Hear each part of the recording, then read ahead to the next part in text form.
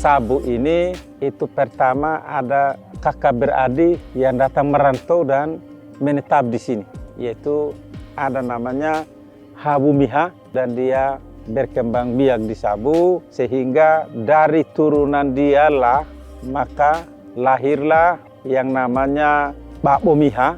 Dari Bakbo Miha ini terlahirlah 3 orang anak. 1 orang laki-laki namanya Wunu Bakbo dan anak perempuan 2 orang yang kakak bernama Mu'i Bakbo dan yang adik bernama Lau Bakbo.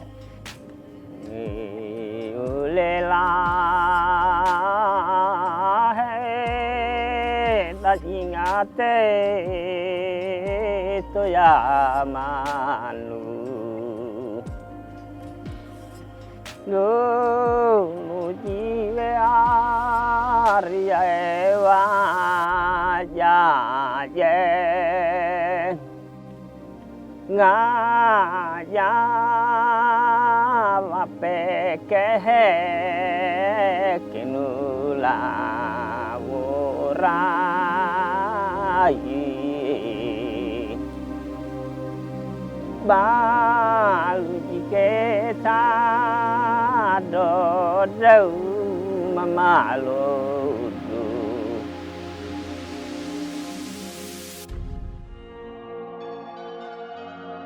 Menurut cerita nenek moyang dulu, Hubi Ai dengan Hubi Iki ini terbentuk karena mereka 2 tidak saling cocok begitu. Kakak dari Mu'i Bakbo dengan Lau Bakbo ini kasih mereka pilihan. Ada pohon pinang.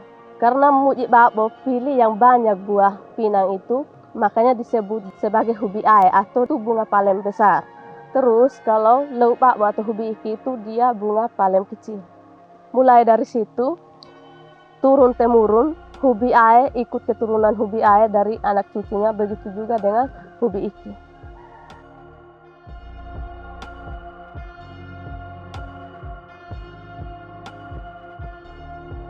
Dari sejak itu sampai sekarang yang anak cucu atau turunan dari Mu'i Bakbo ini menerima warisan motif-motif tenun Hubi Ai. Dan dia memegang berupa sarung. Sarung itulah yang bermotif Hubi Ai untuk Hubi Ai. Dan Lau Bakbo menerima warisan sampai anak cucunya dari sejak itu sampai sekarang mereka memiliki Hubi Iki. Jadi Hubi Ai dengan Hubi Iki ini adalah kakak beradik. Dengan hubungan mereka terjaga sampai sekarang, milik motif atau sarung milik Hubi Ai tidak boleh dikerjakan menjadi milik oleh Hubi Iki. Demikian juga Hubi Iki tidak bisa mengerjakan motif Hubi Ai sebagai milik. Kalau berani mengerjakannya tanpa izin, itu akan mendapat malapetaka, sakit, penyakit, bahkan juga bisa meninggal. Dari lene ba hido keteme makeri ingate to ya manudu makana vanni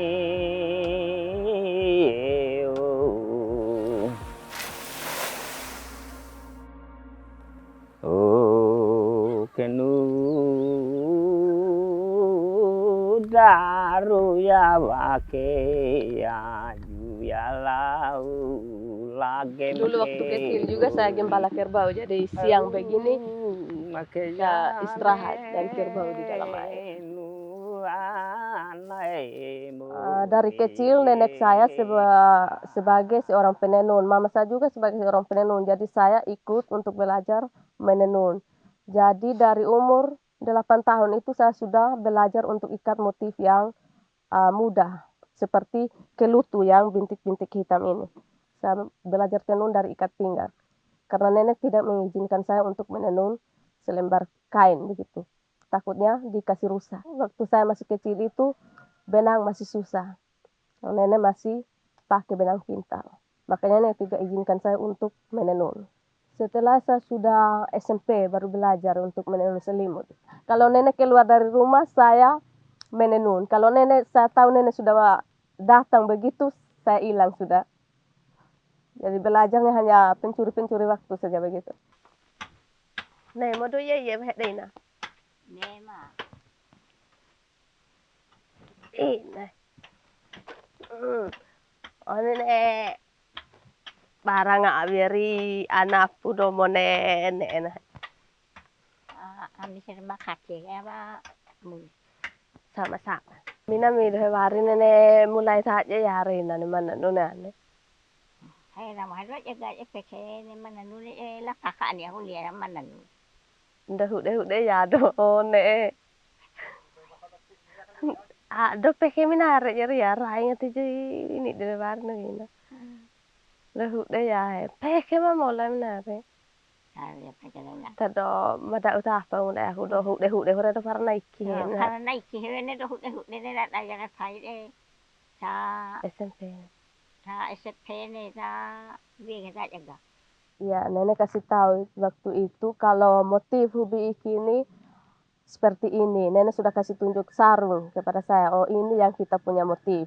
Misalnya boi, kebeba, seperti yang ini kebeba raijua. Nenek kasih tahu begitu baru nenek mulai ikat sedikit di benang itu baru saya mulai ikut. Perbedaan antara hobi A dengan hobi iki itu dari sarungnya. Dia punya motif tersendiri. Begitu. Kalau sarung untuk hobi iki dia disebut eiledo. Kalau untuk hobi A itu disebut raja. Ya, kalau perbedaan antara hobi A dengan hobi iki itu di ini. Di sini. Di sini kelutumea. Kalau hobi iki dia di sini dininya warna hitam. Kalau hobi A dia dininya warna merah. Terus perbedaan yang lain ini roa. Kalau roa untuk hobi A dia agak kecil dan dia 7 baris. Tetap dapat 7 baris. Terus kalau hobi iki dia agak lebar ini. Terus hanya 4 baris saja. Terus bagian tengah yang di sini kalau untuk hobi iki dia warna hitam. Terus kalau hobi A dia warna merah. Itu perbedaan yang paling jelas.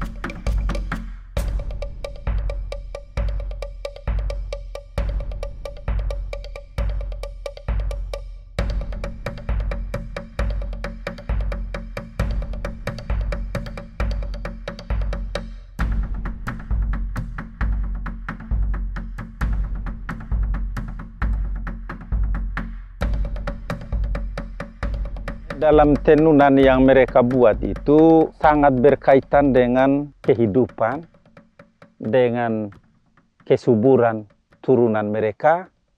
Jadi di situ tidak boleh dibuat salah. Dibuat salah atau dirubah dia punya urutannya. Harus sesuai dengan urutan dari awal karena di situ sudah tercantum dengan hubungan dengan kehidupan, dengan kesehatan, ada hubungan dengan paru-paru, ada hubungan dengan jantung, ada hubungannya dengan yang pusar ini. Jadi ada yang namanya wurumada, tidak boleh dipindah ke tengah. Itu nanti jadi dapat teguran.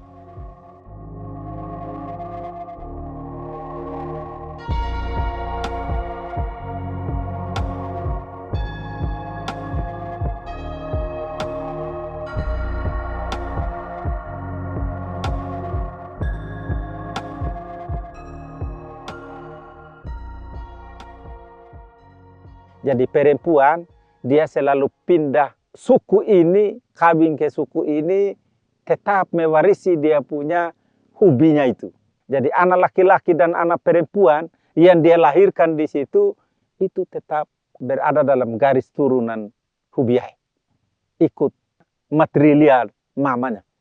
Serta memelihara hubungan cinta kasih yang harus dijaga adalah motif mereka harus dilestarikan dan tidak boleh diambil alih oleh wini yang lain atau hobi yang lain.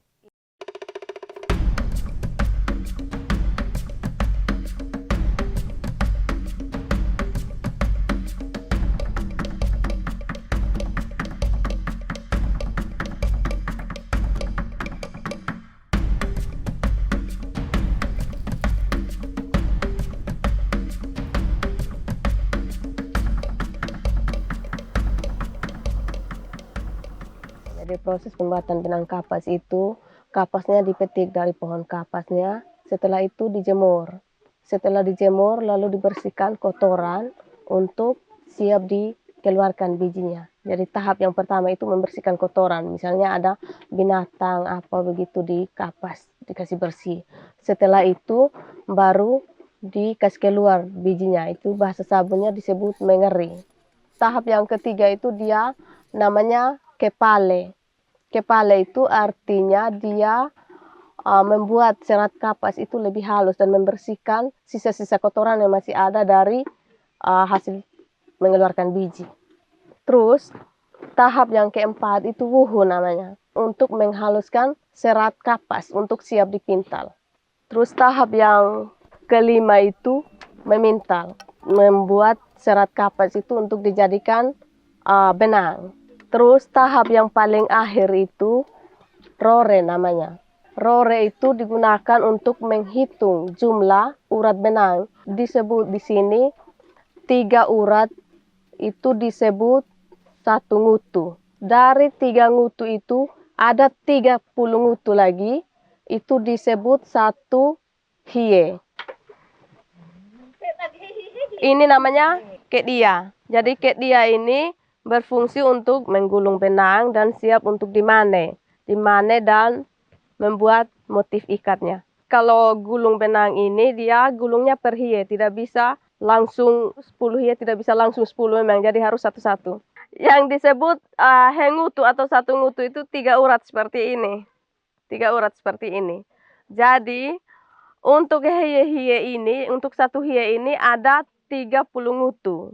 Jadi ini 1 hie, terus yang ini 2 hie, 3 hie. Jadi ini ada 3 hie. Ya, jadi kalau 3 hie ini dia untuk pemaa, itu yang benang lungsi, yang benang dari dalam. Jadi jumlah benang yang dibutuhkan untuk membuat 1 sarung itu 30 hie. Jadi untuk mendapatkan yang 10 hie itu tergantung dari orang yang punya kapas itu. Dia biasa kumpulnya 1 atau 2 tahun. Karena juga sekarang ini kapas sudah jarang ditanam. Karena binatang juga dilepas saja jadi mereka makan itu.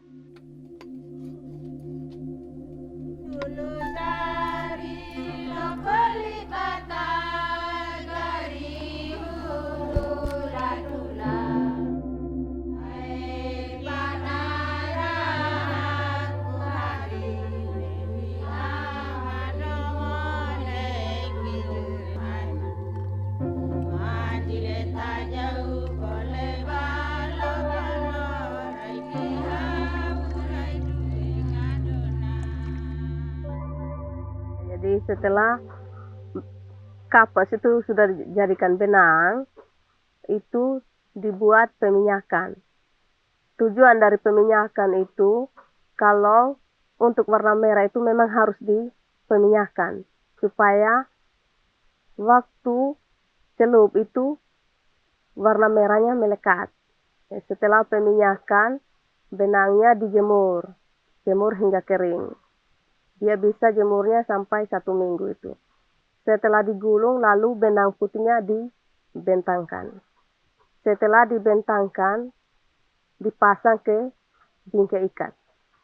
Jadi, di dalam bingkai ikat itu, penenun membuat motif atau pola. Setelah selesai buat motifnya, dibuka. Setelah dibuka, masuk pada tahap proses pencelupan.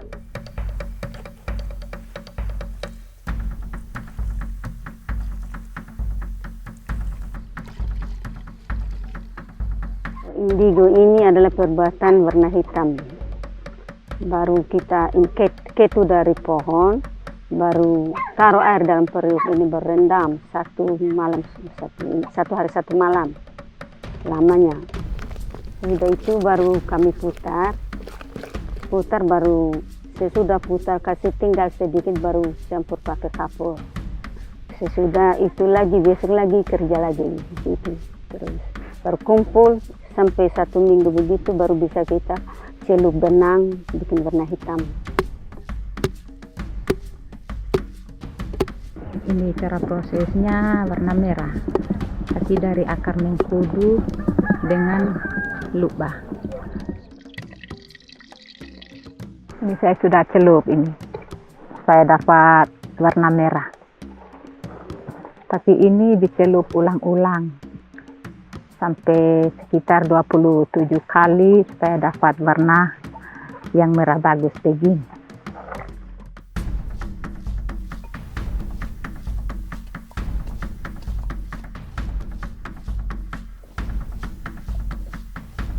Ini adalah hasil warna kuning dari pencelupan 1 hari 1 malam yang direndam.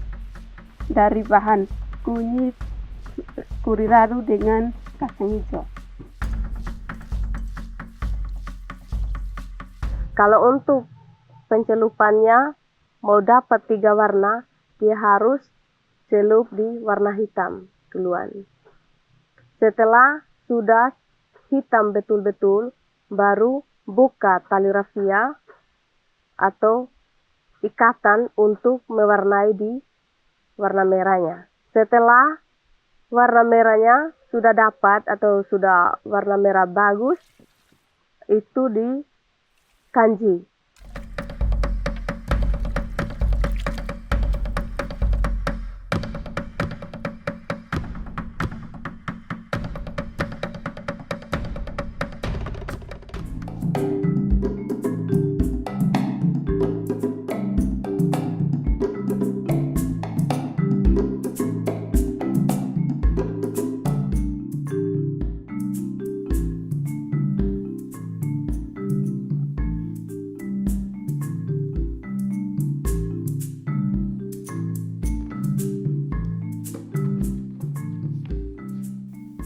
Mbak, saya sekolah dulu.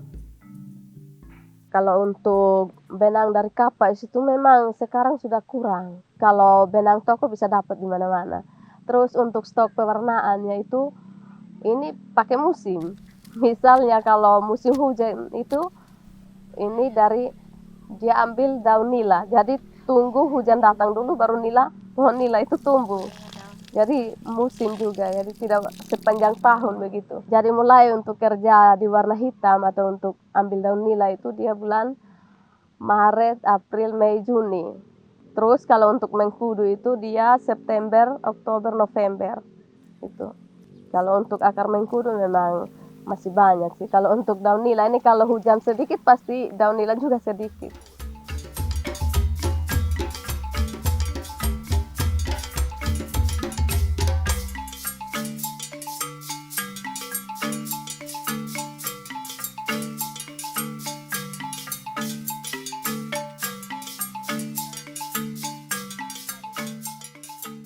Mulai tahe ngeri ya kiri anak ke tak duwe telu tau minare do bisa keri ina tapi pue la agu mi keke di mi kepepe wangu mi iko ina minare era do pe aja ngati naena kue era do pe aja ngati ina minare kimana nuraja ya pe aja ngati nae tina kue minare. Ya kiri mane bangudo weka he jane kijari ke do weka he nei na urapuru he do iko rihe bakja rike budinyo iko rihe bakja rimami nga amnare aku kiri mane ei tahe bella hiji tahe bella do hogo mami nga he dai wawi ye udu pa era mane bagu he minare kijari ke do he tamane ei mane hiji nare kiri rihi mi mane ei mane hiji tu tahu tu do made do harus hogo hari-hari ke ai nga amhere langu anai nawini rai la pea ja mane mananu hare a do langu do wala wini a do langu do he wala hare langu do wini hela une min hare la mane kingaira mane li tawai mea ai mea tu made mada ne kutu ta tau min hare do li do hawe he do nga lai min hare nga he manga do inau ro puru he aku do langu do pedo ari kewudi nyiu ri rukenana kelela ne takapa ara ko te bui bangude ngamami nga anu hare kita rak betat daro ba jaga bujune kita adu tamadi ta kaya kamajaning dolah keri ro eri padamna hare tak jaga tadi elle kita he waka nilai jaga ni menhare ngita mga rumarede pakai hanga ba menhare tadi lok dal mimi ni nerne 5 ngau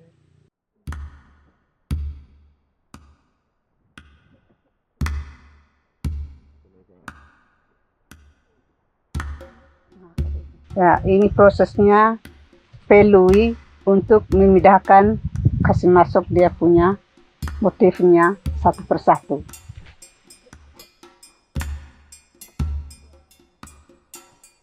Terus setelah telui itu masuk di tahap kedua, yaitu tahap keteri. Tahap keteri ini membuat motifnya berurutan supaya rapi waktu tenun. Jadi jikalau kita tenun itu motifnya tidak pecah, dia tetap jelas. Setelah itu tahap mane. Mane itu yang ditambahkan benang-benang dini atau benang kombinasi seperti putih, merah, hitam, kuning untuk selimut.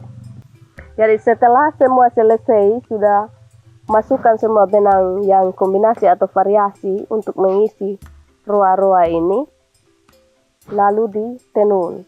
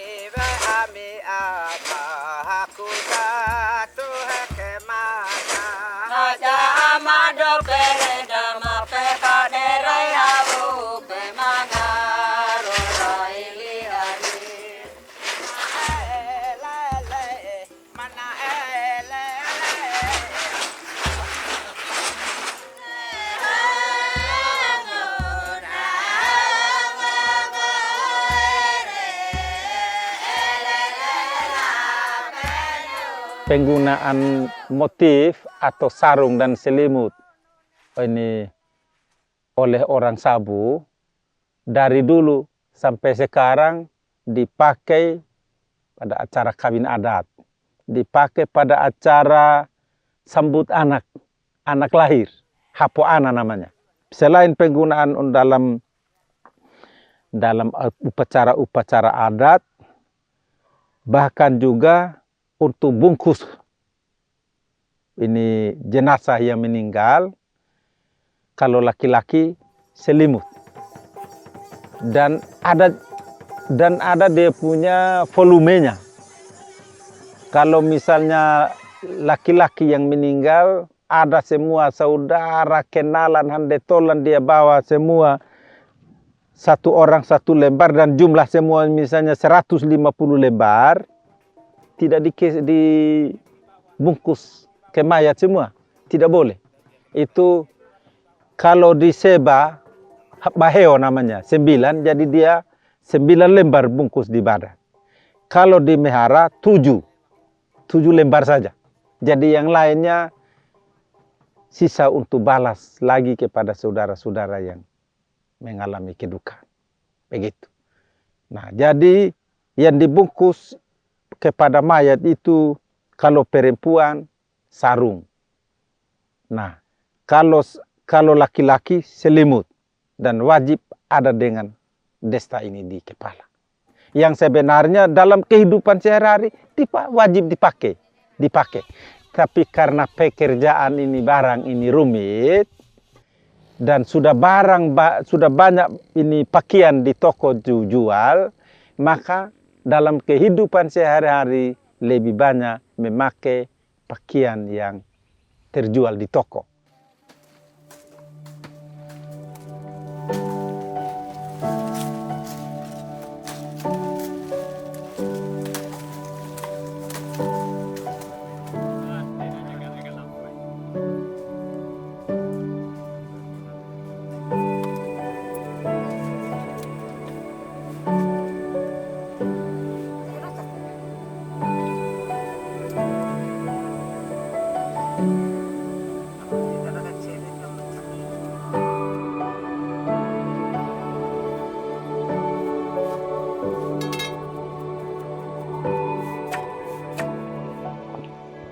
Ini namanya, motif ini adalah gobe.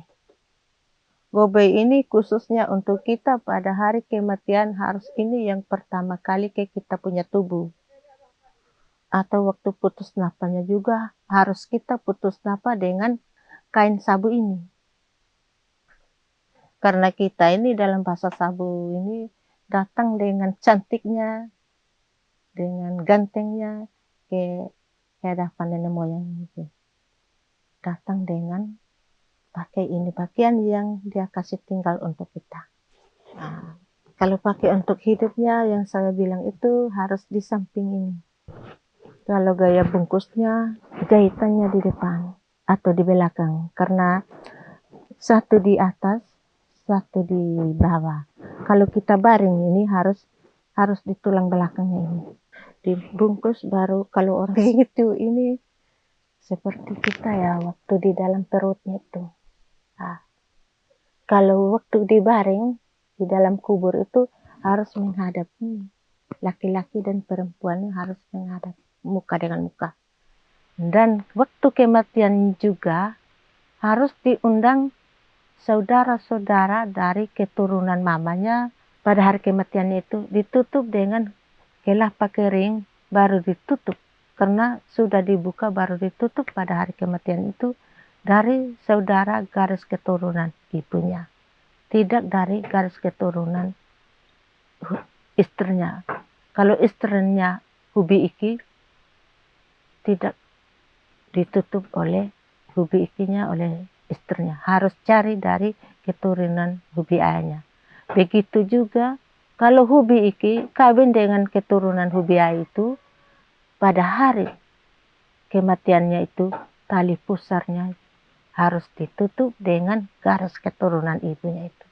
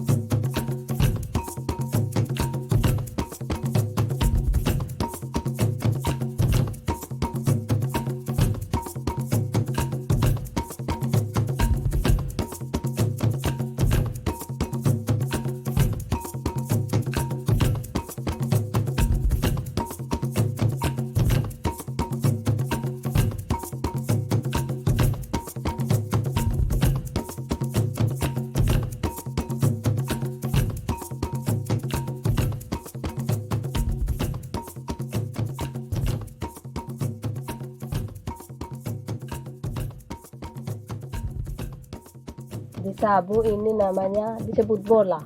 Jadi isi di dalam ini kain-kain untuk disimpan untuk waktu meninggal, dipakai waktu meninggal itu simpan di dalam sini juga.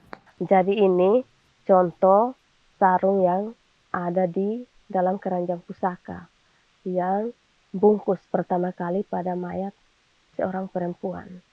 Ini namanya Ai Mea. Setelah ini baru Ai Ledo. Setelah Ai Ledo baru Ai Raja. Dan yang keempat itu Ai Worapi yang motif patola ini. Jadi ada ini nenek potong sebagai contoh itu waktu adik dari nenek itu meninggal. Ini contohnya, jadi nenek gunting sebagian supaya kami nanti lihat. Kalau misalnya nenek meninggal, kami kan tidak sempat lihat lagi yang di dalam keranjang itu. Jadi nenek gunting ini sebagai contoh untuk kami, anak cucunya. Jadi kalau nenek meninggal, kami tinggal ikuti contoh ini untuk buat lagi ganti di dalam keranjang pusaka itu. Ini nenek punya sarung, ini benang dari kapas. Semua ini. Sarung yang dua ini, nenek buat, mama saya juga masih kecil. Jadi umur tenun ini 50-an tahun. Tanyain aku tuh tak kane barana dari hari. Tadok do pevi benar, tadok do pakai lo. Satu made ya, kita cari nama. Tanyain aku tuh tak kane barana darah kele do pakai lo. Kayak tak Allah sangar do ita tu murmada lo. Kita butuh made mana ini mai ada kahong iho bola ada pade. Alar amurai.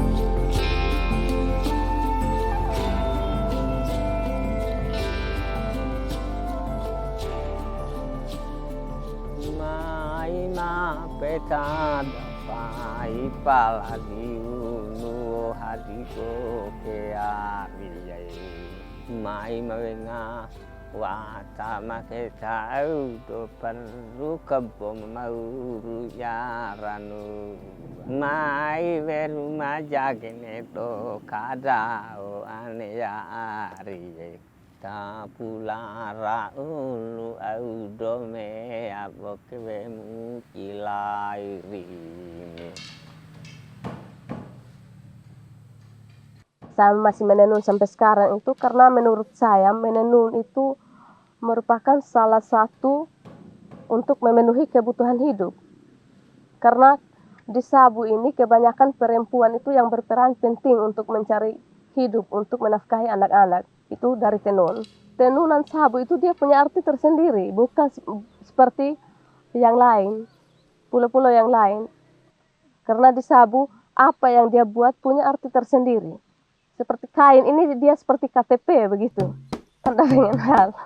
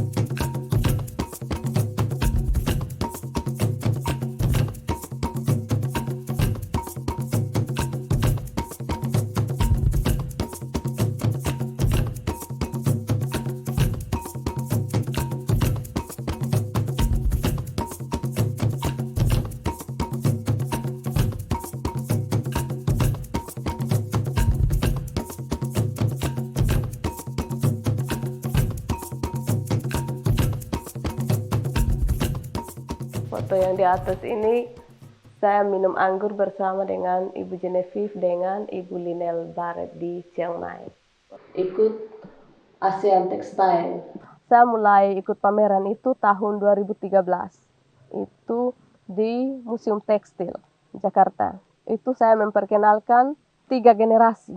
Waktu itu saya presentasi tentang 3 generasi, yaitu dari nenek saya, mama saya, dan saya. Dan tahun 2015 saya ikut Asia Textile di Chiang Mai. Sebenarnya tahun 2020 itu saya ke Afrika, tapi itu tidak jadi karena COVID. Dan sebenarnya tahun ini juga ada rencana ke Afrika, malahan COVID tambah lagi jadi gagal lagi.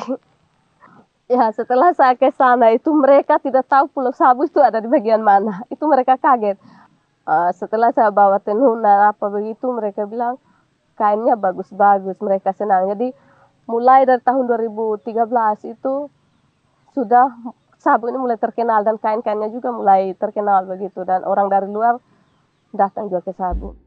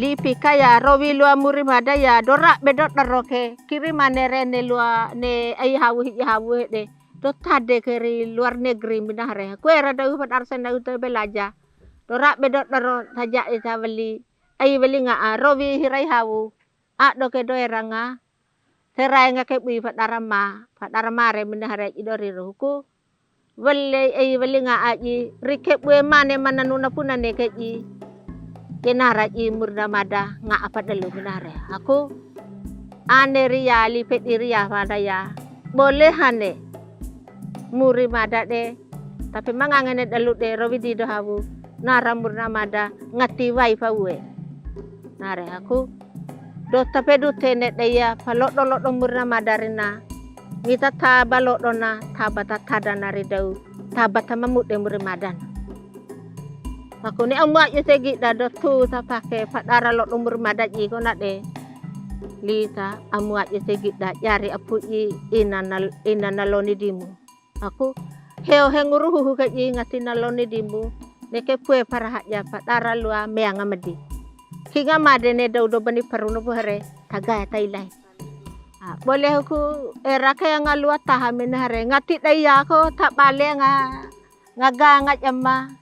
Lahat apa ina apa pu apa deo muri majile talongo hina dai ke tahap berida dai ke tahap berkebo dai ke talingara hebe napu nare aku tu ke tata haluangi uya.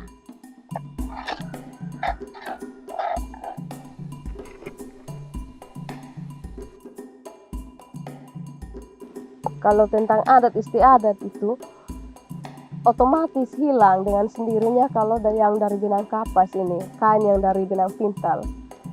Harapan saya jangan sampai sesuatu saat nanti ini tenunan Sabu ini dia akan punah, itu saja. Jadi perlu dilestarikan.